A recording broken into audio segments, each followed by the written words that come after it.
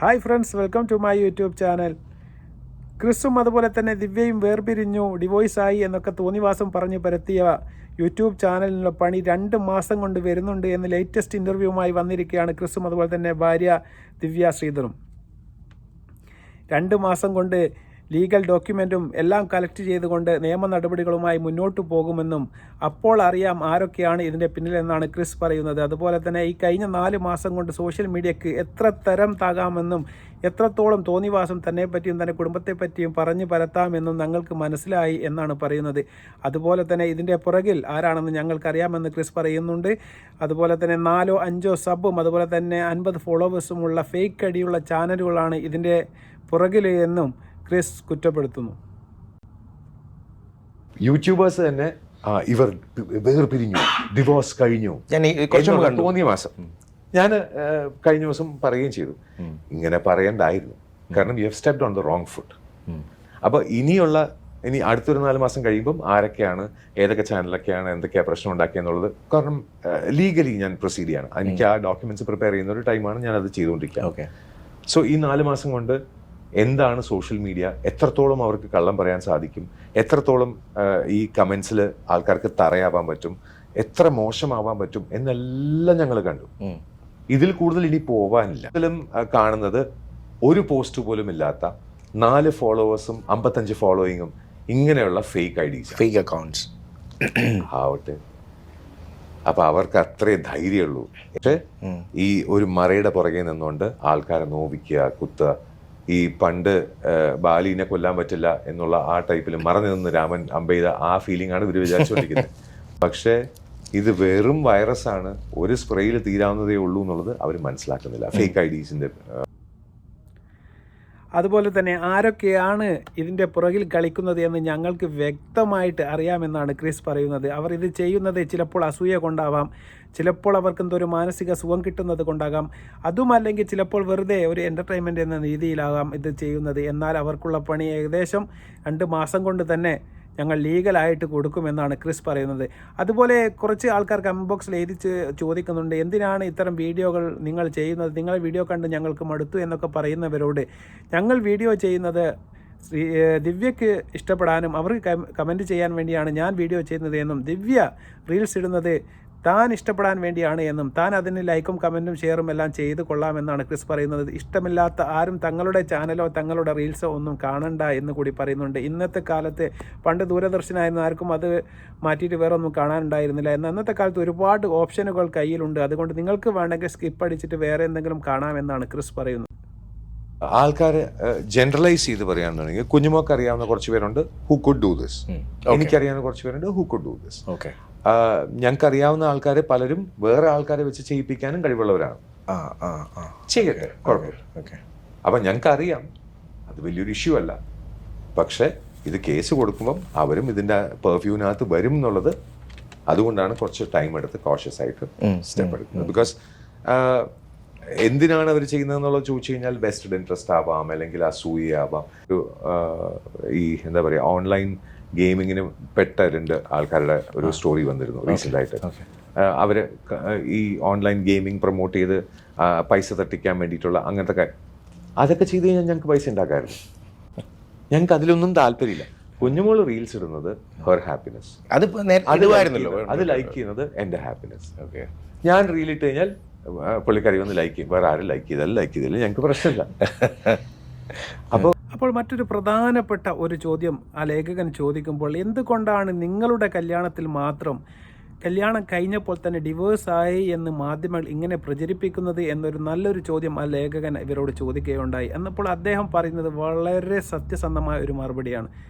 ഇന്ന് സെലിബ്രിറ്റികളായി നടന്ന കല്യാണത്തിൽ ഏകദേശം നടന്ന ഒരുവിധം കല്യാണത്തിൽ എല്ലാം തന്നെ ഒരു ഡിവോഴ്സ് ഉണ്ടായിട്ടുണ്ട്. എന്നാൽ ഇതും അതുപോലെ ചിലപ്പോൾ സംഭവിച്ചേക്കാം എന്ന ഒരു ജനറലൈസേഷനാണ് അവർ കാണുന്നത്. അങ്ങനെ എങ്ങാനും സംഭവിച്ചു കഴിഞ്ഞാൽ ഞങ്ങളാണ് ഇത് ആദ്യം പറഞ്ഞത് എന്നുള്ള ക്രെഡിറ്റ് എടുക്കാൻ വേണ്ടിയിട്ട് ഒരുപാട് യൂട്യൂബ് ചാനലുകൾ ആദ്യം തന്നെ വന്നങ്ങോട്ട് പറയുകയാണ്, അവരുടെ തൊള്ളയിൽ തോന്നിയത് അവരങ്ങോട്ട് പറയുകയാണ് എന്നാണ് ക്രിസ് പറയുന്നത്.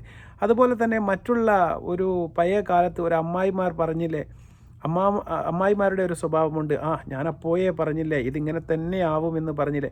ഈ ഒരു രീതിയിലുള്ള ഒരു വർത്തമാനമാണ്, ഒരു കൊച്ചമ്മ വർത്തമാനമാണ് ഇപ്പോഴുള്ള ചില യൂട്യൂബേഴ്സ് ചാനലുകളും അതുപോലെ തന്നെ ചില ആൾക്കാർ മാധ്യമത്തിലൂടെ പടച്ചു വിടുന്നത് എന്നാണ് ക്രിസ് പറയുന്നത്. മറ്റേറ്റവും പ്രധാനപ്പെട്ട ഒരു കാര്യം, എന്തുകൊണ്ടാണ് രണ്ടാമതൊരു കല്യാണത്തിലേക്ക് ഈ ദിവ്യ ശ്രീധർ തിരിഞ്ഞത് എന്നും എന്ത് ബുദ്ധിമുട്ടുകളാണ് ഒരുപാട് താങ്കളെ തകർത്തത് എന്നും ചോദിക്കുന്ന ഒരു ചോദ്യത്തിന് അദ്ദേഹം പറയുന്ന ഒരു മറുപടി ആരെയും ഇരുത്തി ചിന്തിപ്പിക്കുന്ന ഒരു കാര്യമാണ്. അദ്ദേഹം പറയുന്നുണ്ട്, ഇത്തരം വൃത്തികെട്ട കമൻ്റ് എഴുതുന്ന യൂട്യൂബേഴ്സിനെ പോലുള്ളവരോടാണ് ദിവ്യ അവരുടെ ജീവിതത്തിൽ ബുദ്ധിമുട്ടുകൾ വന്നപ്പോൾ പൈസക്ക് കടം ചോദിക്കാൻ വേണ്ടി പോയത് എന്നും അത്തരം ആൾക്കാർ അവരുടെ ആ മനോനില വെച്ചുകൊണ്ട് എന്ത് മറുപടിയായിരിക്കും ആ കുട്ടിയോട് തിരിച്ചു പറഞ്ഞത് എന്ന് നമുക്ക് ചിന്തിക്കാമെന്ന് അദ്ദേഹം പറയുന്നുണ്ട്. തീർച്ചയായിട്ടും അദ്ദേഹം വിരൽ ചൂണ്ടുന്നത് സമൂഹത്തിലുള്ള ചില മനോരോഗികളെ, ചില മനോവൈകൃതമുള്ള ചില ആൾക്കാർ നമ്മുടെ സമൂഹത്തിൽ ജീവിക്കുന്നുണ്ട്. അത്തരം സമൂഹത്തിലെ ആൾക്കാരുടെ അടുത്തേക്ക് തന്നെയാണ് ഈ സ്ത്രീ, ഭർത്താവില്ലാത്തൊരു സ്ത്രീയാണ്, ഒരു സീരിയൽ അഭിനയിക്കുന്ന ഒരു സ്ത്രീയാണ്. അപ്പോൾ ഒറ്റപ്പെട്ട് ജീവിക്കുന്ന ജീവിതത്തിൽ അവളൊരു ആളോട്, മറ്റൊരു പുരുഷനോട് പൈസ കടം ചോദിക്കുമ്പോൾ എന്തായിരിക്കും അവൾ തിരിച്ച് റീപ്ലൈ കൊടുക്കുക എന്ന് ചിന്തിക്കാനുള്ള ബുദ്ധി തീർച്ചയായിട്ടും അദ്ദേഹത്തിന് മാത്രമല്ല, അത് നമ്മൾക്കുമുണ്ട്. അത്ര മോശമായ ചില മാനസിക രോഗികൾ നമ്മുടെ സമൂഹത്തിൽ തന്നെ നിലനിൽക്കുന്നുണ്ട്. അത്ര മനോരോഗികളാണ് ഇന്ന് സമൂഹത്തിൽ ഒരുപാട് വൈകൃതങ്ങളും അതുപോലെ തന്നെ ഒരുപാട് കുറ്റകൃത്യങ്ങളും ഒക്കെ നമ്മുടെ സമൂഹത്തിൽ ചെയ്തു വെക്കുന്നത്. അത്തരം മനോരോഗികൾക്ക് നേരെയാണ് ക്രിസ് വേണുഗോപാൽ വിരൽ ചൂണ്ടുന്നത്. അതുകൂടി നമുക്ക് കേൾക്കാം. അല്ലേ?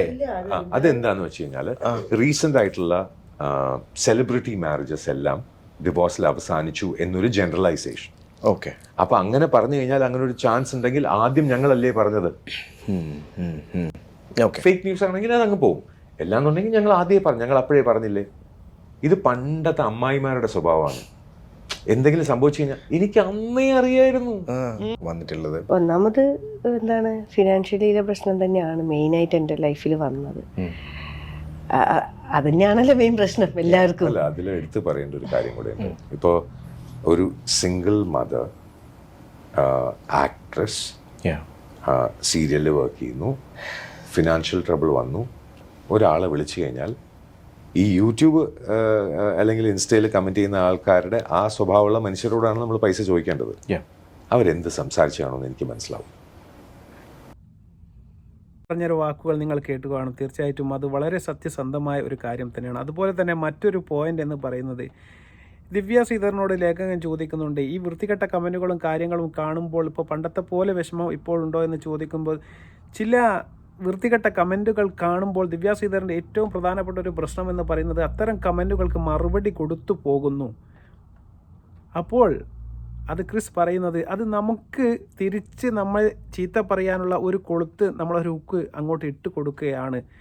അതൊരു വിത്താണ്, അതിൽ പിടിച്ച് കയറിയിട്ടാണ് ബാക്കി കാര്യങ്ങൾ അവൾ പറയുന്നത്.